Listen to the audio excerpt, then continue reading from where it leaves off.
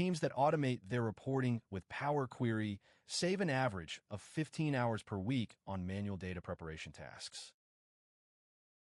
Power Query connects to CSV files, databases, web pages, SharePoint, and APIs.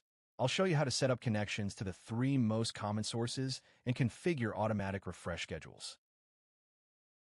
The Power Query editor lets you clean, reshape, and merge data through a visual interface.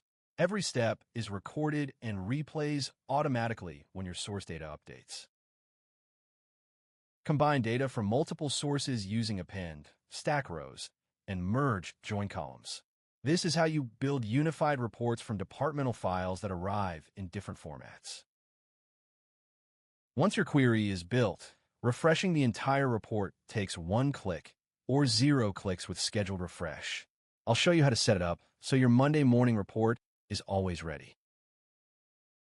I build a complete automated report from 3 CSV files: sales, inventory, and returns.